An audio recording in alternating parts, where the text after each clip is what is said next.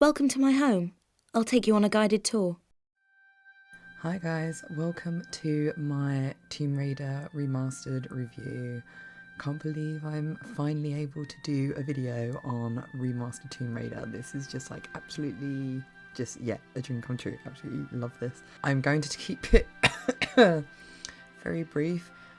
As you can tell, I have a really bad cough at the moment and I'm very croaky, so I want to try and do this video while my voice lasts, and obviously I don't want to be coughing in your ears while you're listening to this. Also, I believe in kind of keeping it spoiler free, so I don't really want to go too much into it and spoil it for you guys. I'd rather you guys just enjoy it for yourself, because I know you're going to be watching this and you already have a copy of the game or like to play, so it's just hearing my thoughts on it that you're really watching this video for. Why would you not be buying the game? Come on, why would you be watching this video and not have the game already? I just wanted to say a massive thank you to Crystal Dynamics and also to Aspire for giving me the opportunity to actually have an early copy of the game so I could play it. It's truly appreciated that I was able to have it and play through it a couple of days early, to be able to really just get to grips with it and also just to really sort of jump right into it. And I can tell you guys, absolutely amazing. I absolutely just love it so much. This has just been, not just by me, but by all fans, so highly anticipated, because we have been like begging and crying out for remasters for years, and it got to a point where it just felt like we were being completely ignored by Crystal and sort of the higher ups in the company. So finally it just felt like they were listening, although I will say that I do think it's more Embracer. I think it's more the higher ups at Embracer that got this ball rolling rather than the higher ups at Crystal. But that's by the by. I'm still thankful that we have this, and that they've put so much love and care into this. Is just absolutely fantastic. It just feels so amazing to finally be able to have like our favourite heroine back on a console that, like, well, obviously we've not been able to play like with her on a console for how many years, I don't know. And even on the Switch, we're actually going to be able to play her with her on the Switch, which my son is very happy about. My son is just so excited to be able to play Tomb Raider now on his Switch, like you wouldn't believe. He's so excited about it. And I will say, like, as soon as I actually downloaded the games, I just instantly jumped straight in. My favourite is Tomb Raider 1, so I just blitzed it within a couple of hours. I was done. I just wanted, it's not that I didn't want to just enjoy everything, I just wanted to see more. I was just hungry to see what they'd done with each different section of the game, and I was not disappointed at all. Everything was absolutely beautiful. It was so lovely to see. Just like the graphics are just so refreshing, the landscapes have been really beautifully just recreated, and it just felt like I had that awe and just being in love with it again, how I did when I first played it all those years back, and just thinking like, wow, this is cutting edge technology, this is just so beautiful. So yeah, I was just enraptured by it. It was absolutely amazing.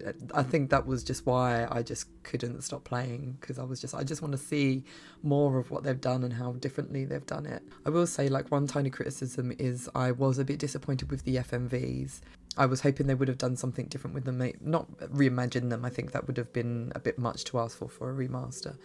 But it just seems that they were a bit like I have a feeling they didn't have like the original source code, so it was more that they just kind of just put like I think it's like they did like an AI sort of just smoothing it out using the AI sort of thing. So some of it looks fine, but there's other bits where I think something moves too fast and it goes a bit sort of blurry, so it kind of like draws you out from it. But I am just happy at the fact that I'm able to see them, one, in the correct size, two, that you can actually see what's going on rather than it just being an absolute mess of pixels, and three, just being able to see them, because some don't even play. When I play like Tomb Raider 4, nothing plays, or you have to have a special mod on to be able to play it.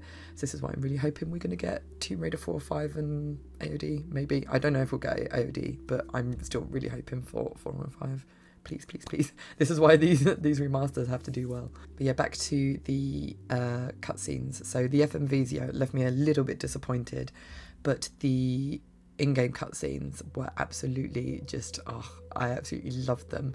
It was just so nice seeing Lara, just animated obviously as she was already in the in-game cutscenes, but like her face moving and like her blinking, rolling her eyes and just moving her lips and like talking as she would if she's actually talking and stuff.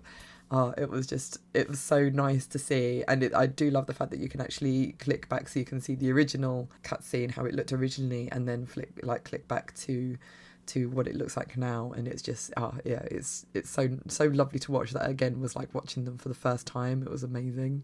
I will admit though that with the updated models of obviously everyone in the game, I was very disappointed with Larson. I don't know what they've done to him, but he's very much not like what he was in Anniversary, and I think that left me a bit disappointed. I thought they might have actually taken some inspiration from Anniversary and made him a bit more like that, but no.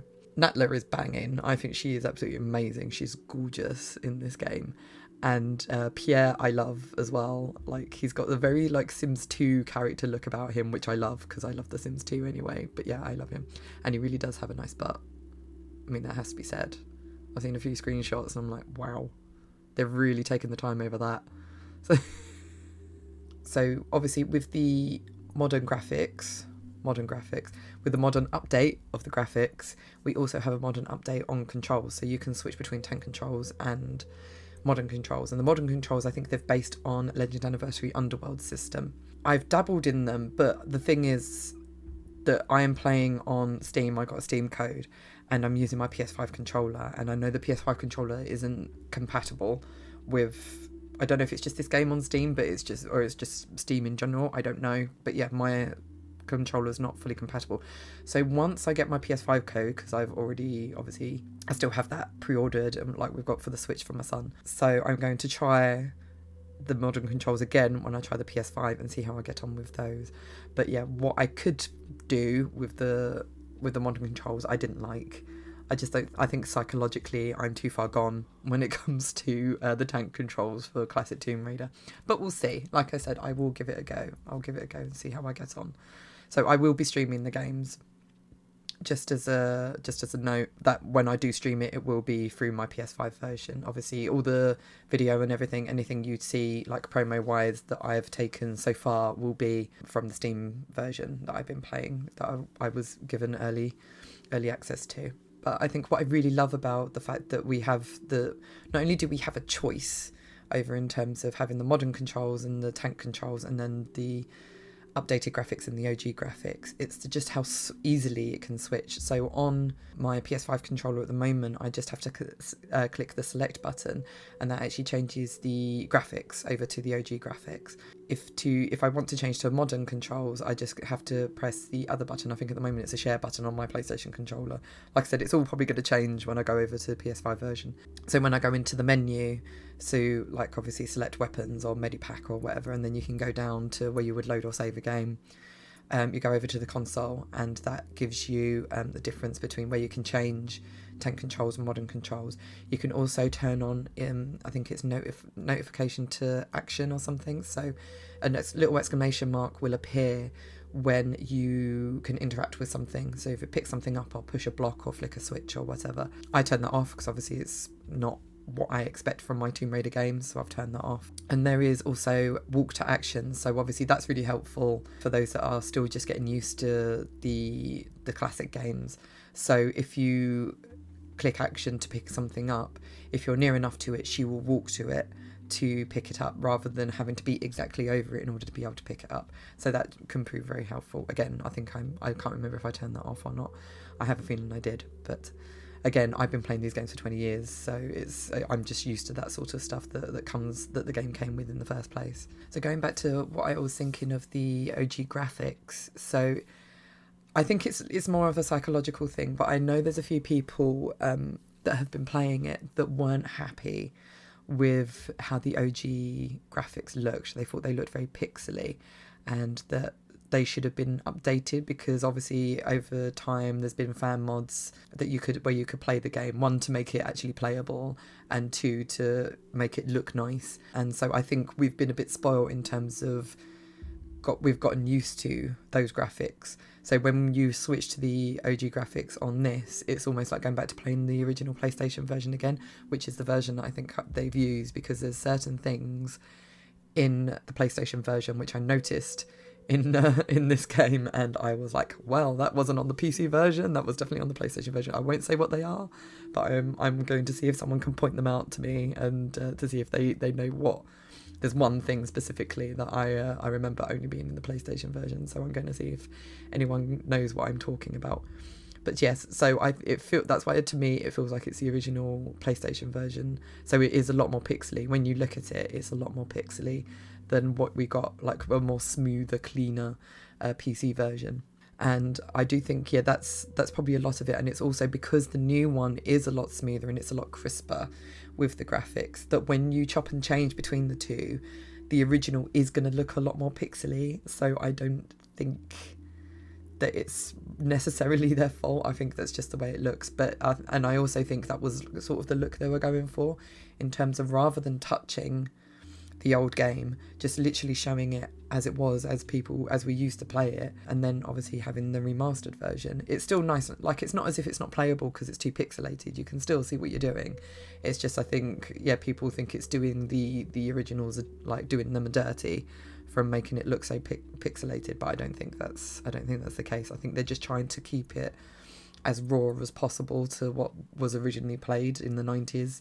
So I'm happy with it. Personally, I don't think it's an issue. There's obviously one addition to the games which I think is absolutely fantastic addition, and I know there's a lot of people that have been doing it and have been absolutely just going mad with it, and it is so much fun, and that is photo mode. Photo mode is just absolutely fantastic. Like, I absolutely love it. It's so good. You can just, like, obviously just put Lara in different positions, have different facial expressions, and you can just create so many different pictures. So I'm so looking forward to when people are able to actually play it for themselves, and just seeing like social media just being full of all these different amazing shots that I know people are going to do. It's going to be absolutely fantastic. There are at the moment so many talented Tomb Raider fans that are able to create just pure works of art from photo mode in like the reboot games. Like, they do absolutely look stunning, some of the pictures they come out with. So yeah, I'm really excited to see what they can do with the new ones. I think there'll be a lot of very funny ones. I've seen a lot of very funny ones, and now I think they're gonna they'll come out with some really stunning ones, because some of the set pieces that they've done is just absolutely stunning. Like the things that they've added in terms of, because obviously everything looked very flat in the originals. Obviously it was blocks, it was 3D and you can move around, but everything, like you can have like vines hanging from the wall, or like snow coming down, and like there's like mist. Like obviously you got like sort of they introduced a lot of that into Tomb Raider 3, but obviously now they've actually added it into Tomb Raider 2 and Tomb Raider 1 as well, where it's just, yeah, it just adds this atmosphere. Like you walk into a room, and because there's a hole in the ceiling and the snow's falling down when there's a big snow patch on the floor, and you've got like, yeah, this wispy mist everywhere, and you're walking down the stairs into shadows and stuff, and you have light rays coming down the stairs. It's lovely. It's just lovely little touches that just make this so different to the originals. And it's not the fact that they're changing it, it's the fact that they're accentuating it. They're making it, like I said, how I think it felt when we first played it in the 90s, and this was like such a cutting edge thing to see. And yeah, it just felt like, oh wow, this is just absolutely stunning. This is almost like real life. So yeah, it's a work of art. It truly is a work of art. So I will admit that I've not actually delved too much into Tomb Raider 2 and 3, although I do have a trailer I'm going to show you at the end of this, so stick around to make sure you watch that to see what's coming.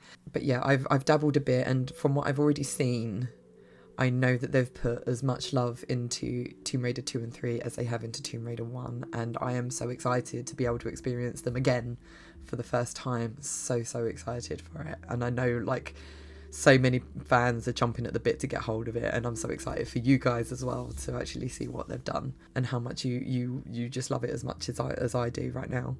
So I've just added this new note today because I've literally only just played it today, and that is New Game Plus. We have a New Game Plus option. I'm so happy. It's so hard. So yeah, I just can't believe we got a new game plus. I think it was just amazing, because I was a little bit disappointed when I first played it, sort of play through Tomb Raider 1, when you don't have an option to have the save crystals back. I thought that would be a nice way to have an easy or a hard mode, because obviously original sort of first playthrough, you can save wherever you want. It's fine. There's no real like anxiety to it, unless you're doing what I do, which is no lows, no meds, or secrets pistols only challenges.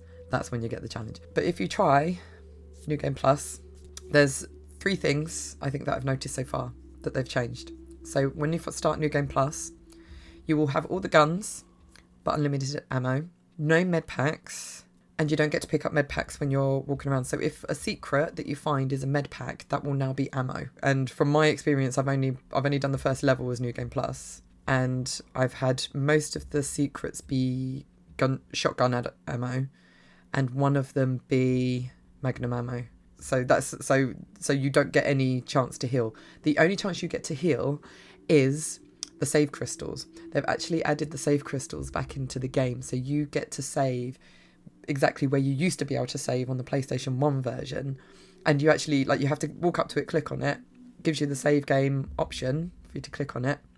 Once you've saved your game, it actually replenishes your health. So if your health is really low, which mine was, oh my god, so it replenishes your health. It acts as the one time in the level that you actually get to, or however many crystals there are in each level. I can't even remember, because I can't remember the last time I played it with the save crystals in it. They're the only times you get to save and heal.